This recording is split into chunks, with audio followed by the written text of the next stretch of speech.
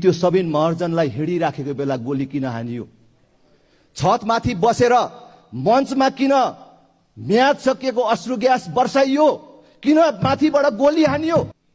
तपाई कांग्रेस एमाले भन्नेहरू आज यो सत्तामा भजन कीर्तन गाउँदै मादल बजाउँदै आइपुगेको हो।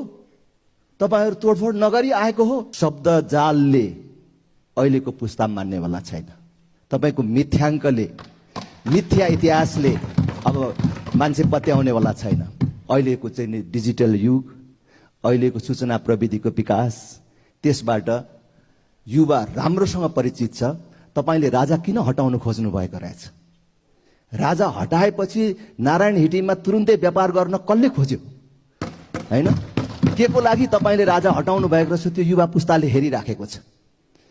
तपाई राजा हटाएर देशमा लोकतन्त्रको नाममा, गणतन्त्रको नाममा कुन प्रकारको लुटतन्त्र मचाउन खोजिराख्नु भएको छ र मचाइराख्नु भएको छ हेरिराखेको छ। तपाईको त्यो कृति कुराले अब यो पुस्ता मान्दैन, युवा पुस्ता मान्दैन। म भन्दाको पछिल्लो पुस्ता अब मान्दैन। तपाईले जतिसुकै भन्नुहोस्, हिजो अस्ति आजभन्दा 8 वर्ष अगाडि देशको राष्ट्रिय ऋण 6 खरबमा थियो। आज 27 खरब पुग्यो। हामी हाम्रो जीवनकै र हाम्रो युगकै सबभन्दा बेसी कर तिरिराखेका छौं यो दशक।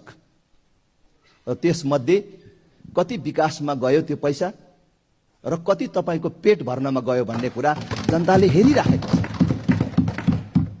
तपाईले गणतन्त्रको नाममा आकाशमा उडाउन नमिल्ने प्लेन किनेर खानुभएको कमिसन, तपाईले प्लेन बसाउन नमिल्ने एयरपोर्ट बनाएको कुरा राम्ररी हेरेको छ। त्यसकारण तपाईले जतिसुकै शब्दको आवरण दिए पनि अब नेपाली जनता र युवा पुस्ता मान्नेवाला छैन। तपाईले नेपाली युवालाई भुटानी शरणार्थी बनाएर बेचेर आफ्नो व्यापार चलाउन खोजेको कुरा हेरिराखेको छ। तपाईले जबसम्म आफ्नो व्यवहारमा सुधार गर्नुहुन्न नि, तपाईको गणतन्त्रको विरोध चलिराख्छ मात्र होइन, जनताले उल्टाउँछन्। तपाई इतिहासको कुरा गर्नुहुन्छ, इतिहास पढ्नु भएको छैन? बेलायतमा राजा निरङ्कुश भए भनेरै